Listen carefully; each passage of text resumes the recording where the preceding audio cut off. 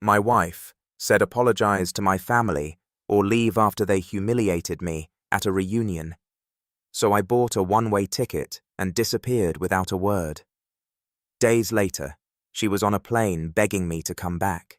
The night I bought a one-way plane ticket out of Alabama, I was sitting in a Waffle House parking lot in my truck with a half-eaten waffle on the passenger seat and 43 unread text messages from my wife's family lighting up my phone.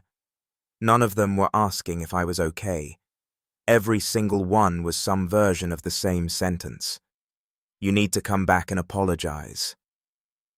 My sister-in-law Candace sent 5 messages in a row, each one slightly more threatening than the last. My brother-in-law Derek just sent a voice memo I didn't open. And Raina, my wife of 9 years, the woman who told me on our wedding day that it would always be us against the world, had sent exactly 2 words. Apologize, now. Not are you safe. Not I love you, but just those 2 words like a command.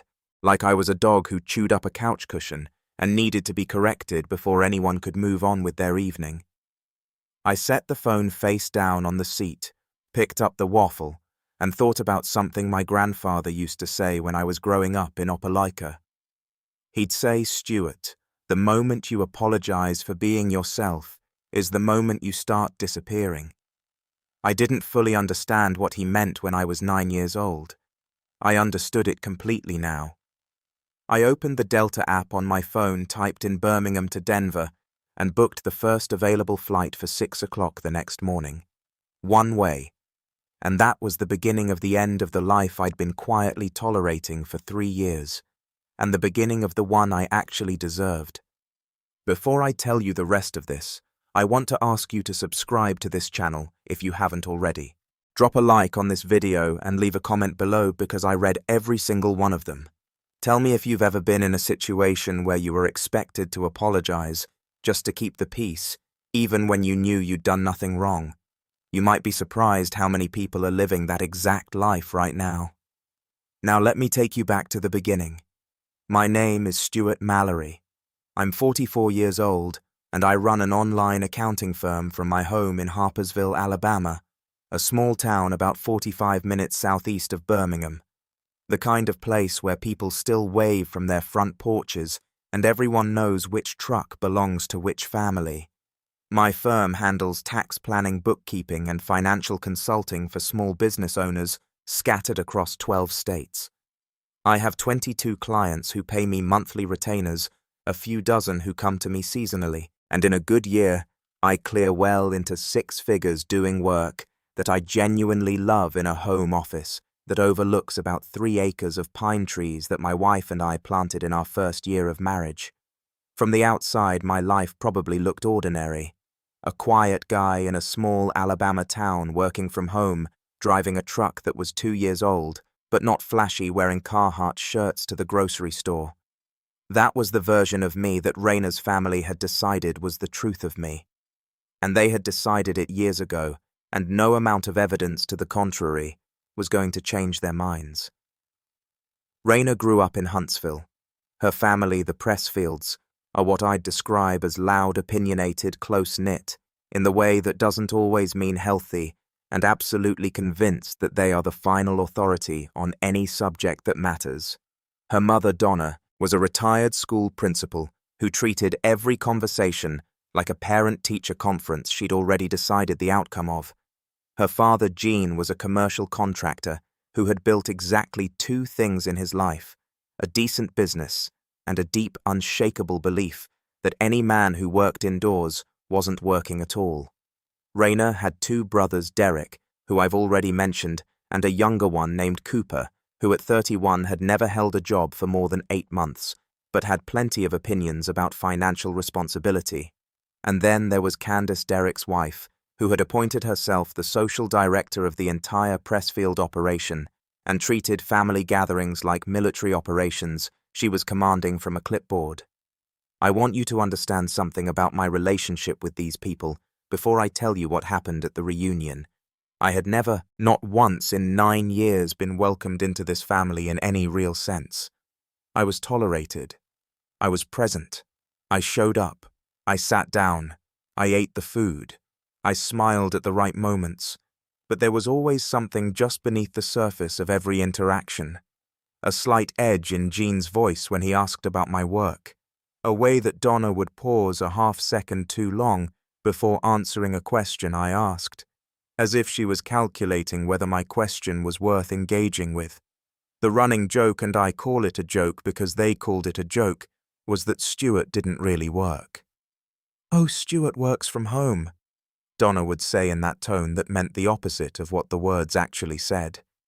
Gene would nod and say something about how it must be nice, and Derek would laugh in that way that men laugh when they want to pile on without technically saying anything they can be held accountable for. And Raina would smile and change the subject. For years I let it go.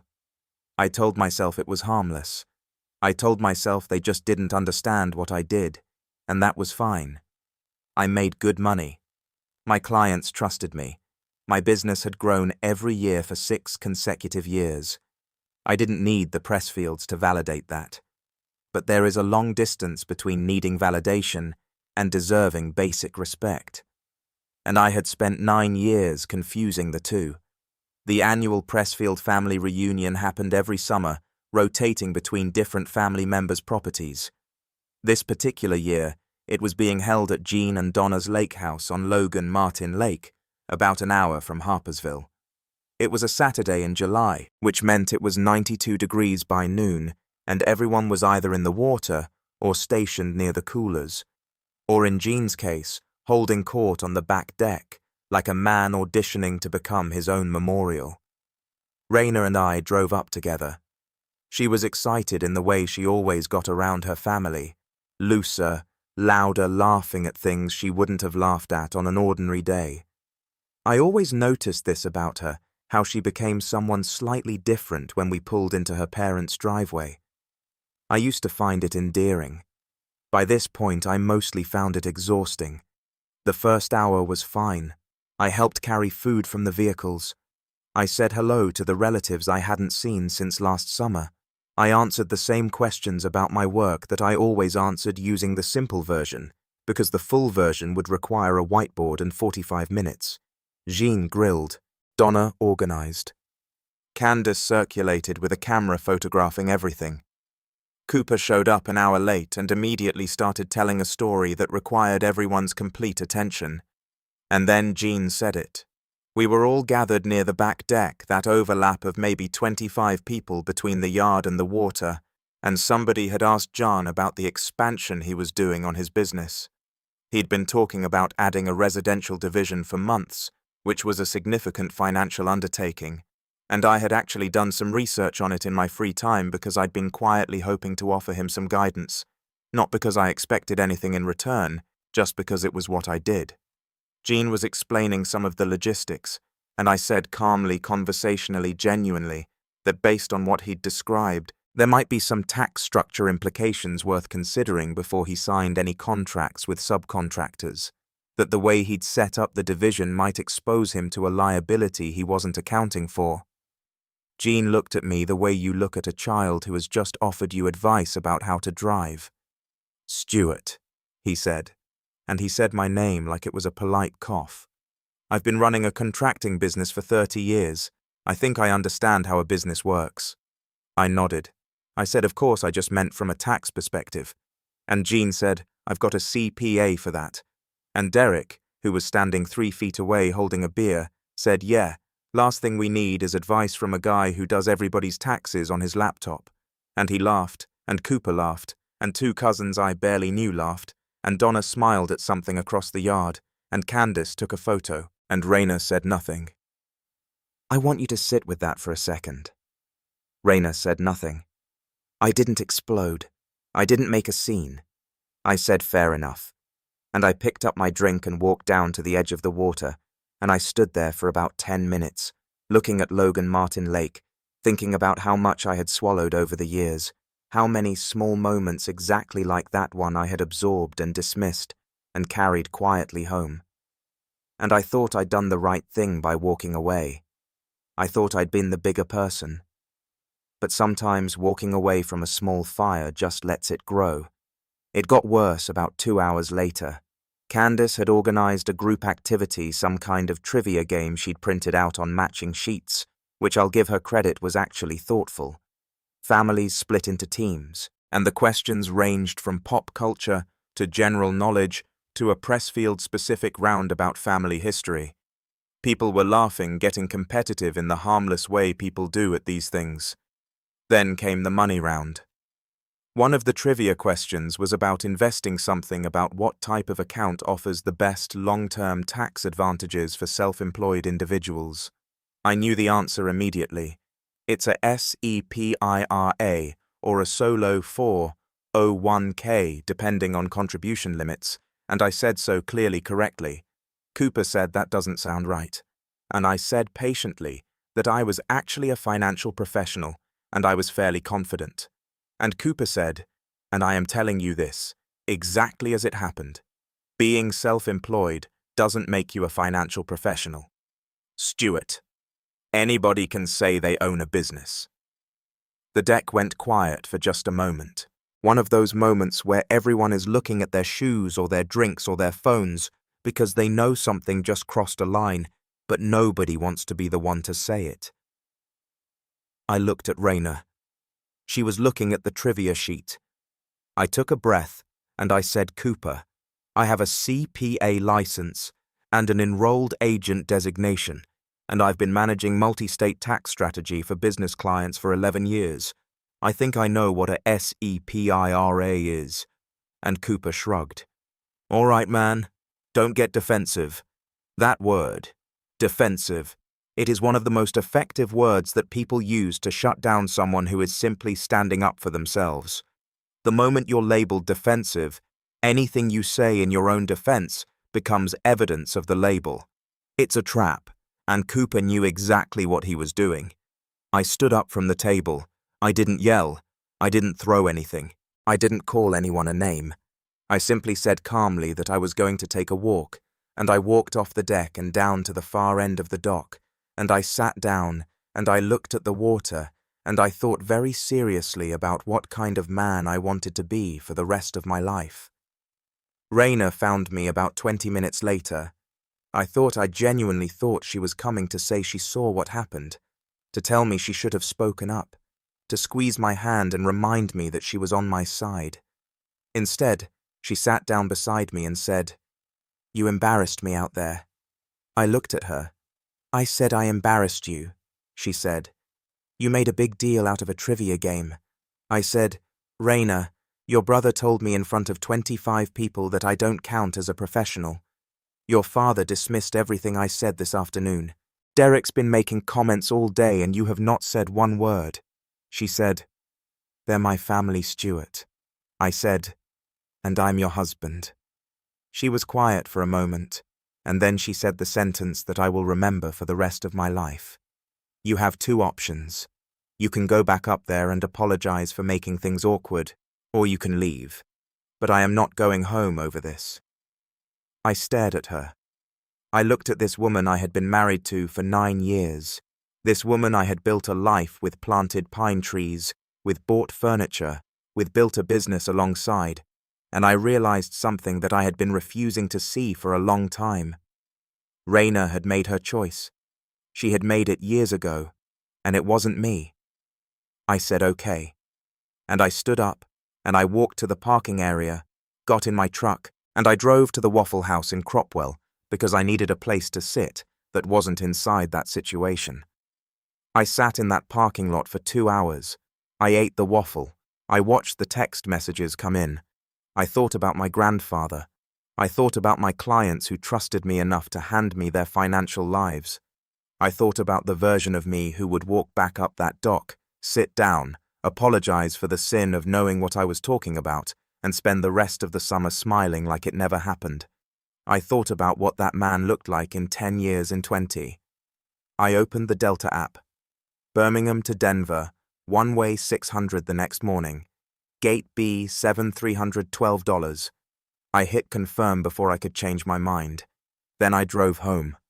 I packed one bag, not even a full bag, just what I needed for a week, which was all I thought I'd need to make my point. I texted my assistant to reschedule 2 morning calls. I set my laptop bag by the front door.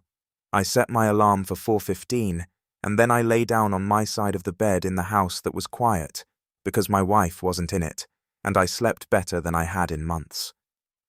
I did not tell Raina I was leaving. I did not call. I did not text. I did not leave a note.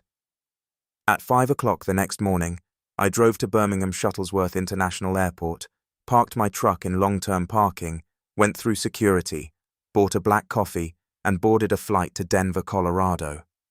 I had a college friend there, a man named Tyler Braxton, who I had known since we were both 19-year-old accounting students at Auburn University. Tyler had moved to Denver 12 years ago, built a life there, and had been inviting me to visit for longer than I could remember.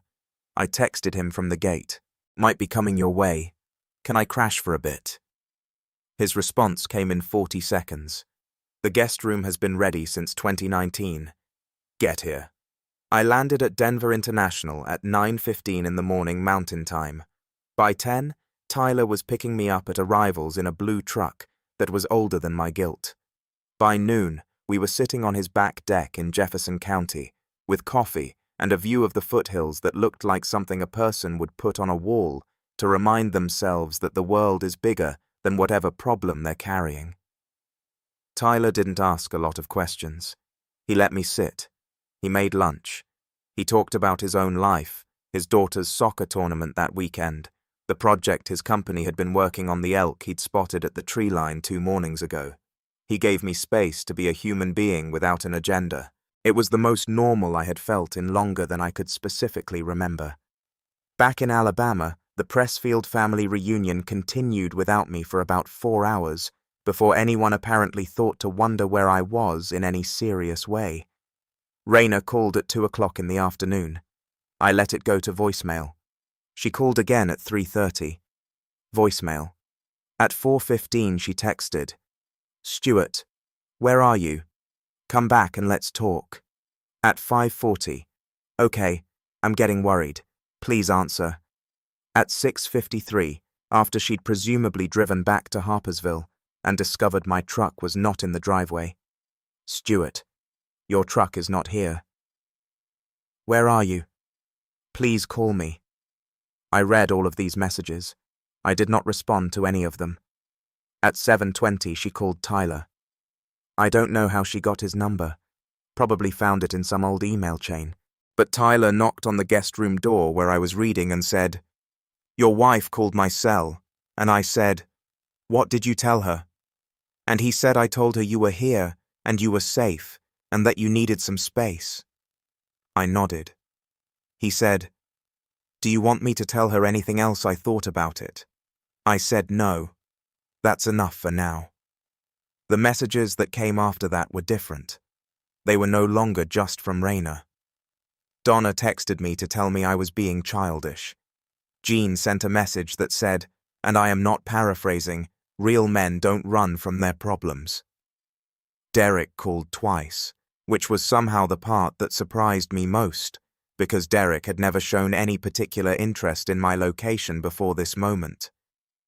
Cooper sent a long message about how I was overreacting, and that nobody had meant anything by what was said, and that the family was just like that, as if just like that was a complete explanation and not a confession.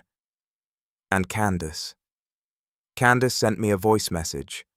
I eventually listened to it. She said that what I'd done was incredibly selfish, that Raina was crying, that the whole family was worried, and that I needed to remember that marriage meant putting your ego aside sometimes for the people you loved. I listened to that voice message twice. Then I went out to Tyler's deck and watched the sun drop behind the mountains, and I thought about ego, about whose ego had actually been the problem in that situation.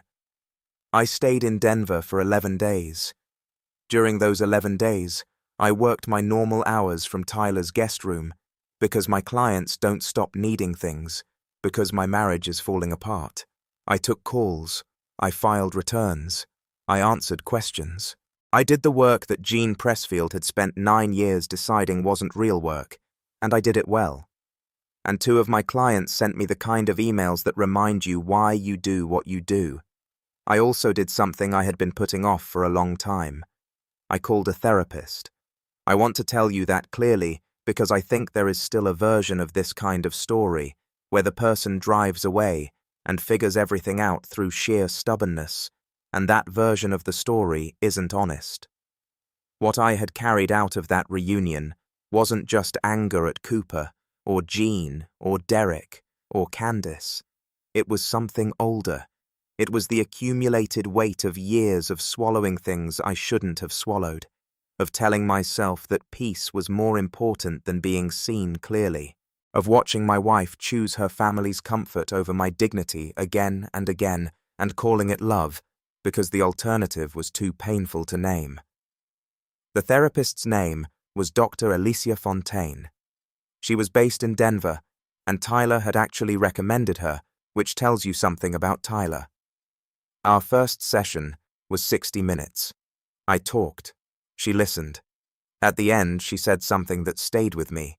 She said, "When we accept disrespect repeatedly in order to maintain a relationship, we don't actually maintain the relationship. We just maintain the appearance of one." I went back to my room that night, and I sat with that for a long time. Raina flew to Denver on day 8. She didn't ask if she could come. She texted me the flight information the night before and said she needed to see me. I didn't tell her not to come. Tyler picked her up from the airport because I asked him to, and the three of us sat in his kitchen for the first 20 minutes, making the kind of small talk that nobody wants to make, but everyone does, because sitting down directly in the truth is terrifying. Then Tyler said he had somewhere to be which he didn't, and he left us alone. Raina looked tired in the particular way that people look tired when they haven't been sleeping well, and also haven't been willing to admit why. She'd lost some of the looseness she always had around her family. Here in someone else's kitchen in Colorado, she was just herself, a woman sitting across from her husband who had packed a bag and bought a one-way ticket instead of apologizing. She said, "Why didn't you just apologize?" And I said, "Raina, what was I supposed to be apologizing for?" She was quiet. I said, "I knew the answer to a trivia question correctly. Your brother told me that didn't make me a professional. Your father dismissed me at the grill in front of 25 people. And when I asked you to be on my side, you told me I had 2 options, apologize or leave. So I left. And I'm asking you, what specifically should I have apologized for?" She said, "You could have just let it go." I said, "I have been letting it go for 9 years. Do you understand that 9 years of letting it go? And every time I let it go, it told everyone in that family. It told you that it was acceptable, and now it's so normal that you can't even see it anymore." She started to cry. Not the theatrical kind, the real kind, the quiet kind, the kind that doesn't want to be seen. She said, "I didn't know it was that bad." And I said, "Raina, you were there for all of it, there." That sentence landed harder than I intended it to, but it was true, and I was done softening true things. We talked for 4 hours that day. We talked the next morning over coffee. We talked on a walk around Tyler's neighborhood through streets that had nothing to do with our life, which somehow made it easier to be honest. What came out of those conversations was not a miracle reconciliation. It was not a dramatic reversal where Raina suddenly saw everything clearly and promised to change everything. Real life doesn't work like that, and any story that tells you it does is leaving something out. What came out was something smaller and more important. Raina said, "I think I've been choosing them instead of you for a long time without letting myself know that's what I was doing." I said, "I know." She said, "I don't know how to fix it." I said, "I don't either, but I know that apologizing to your family so they'd feel comfortable again was not a step toward fixing it. It was a step away, and I wasn't willing to take it." She said, "I know. That's why I'm here. Here is what happened afterward, because I know you're wondering. I came home to Alabama 10 days after I left, not because I'd received an apology from the Pressfields. I had not.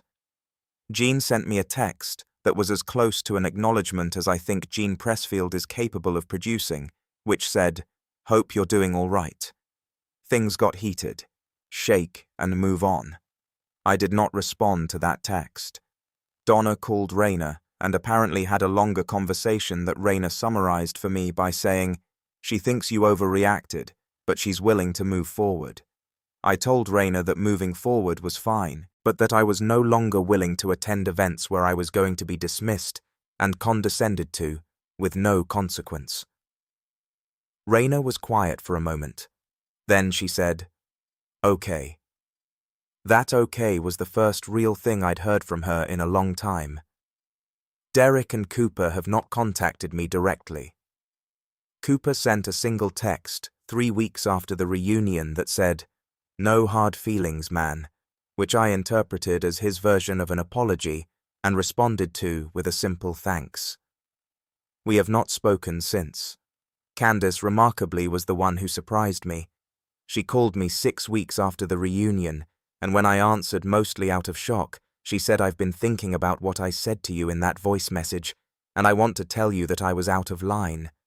I don't fully understand what happened between you and the family, but I reacted without knowing the full picture, and that wasn't fair."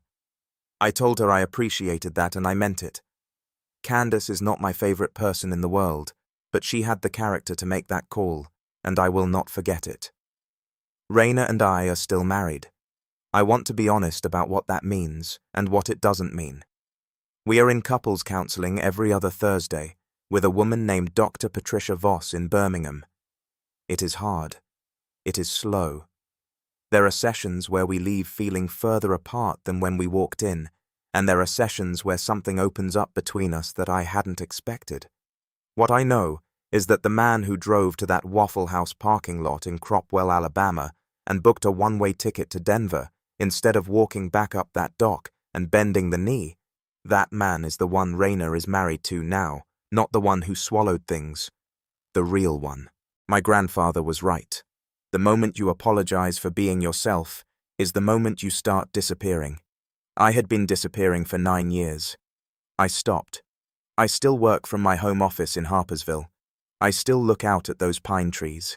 My firm added 3 new clients in the 6 months since the reunion.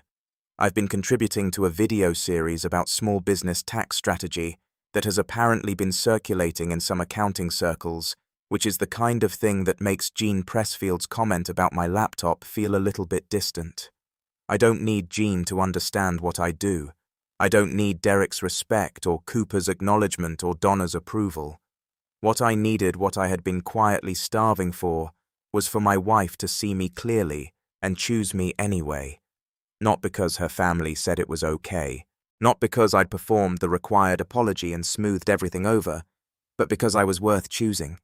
We're not there yet, but we're closer than we've ever been. And it started the moment I stopped apologizing for existing and started letting people feel the weight of what they stood to lose. Some people only understand what they have when the truck is gone from the driveway, when the calls go to voicemail, when the one-way ticket is already purchased and the gate is already boarding. I gave the Pressfields 9 years of swallowing things quietly. What I gave myself on that flight to Denver was the first honest moment I'd had in a marriage I still wasn't sure I could save. That felt like a start, and sometimes a start is everything. This story hits deep because it's about the moment a man stops being a doormat and starts being a man. For 9 years, Stuart traded his self-respect for peace. He let his in-laws treat his career like a joke and his presence like an inconvenience. But peace that costs you your dignity isn't peace. It's a slow death.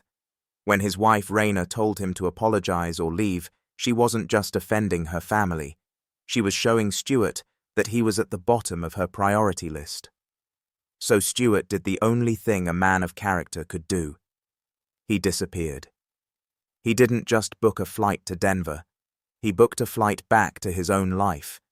He proved that if you aren't willing to stand up for yourself, no one else will. My favorite line in this whole story: the moment you apologize for being yourself is the moment you start disappearing. Stuart stopped disappearing that night. He left as a victim and came back as a partner who demands respect.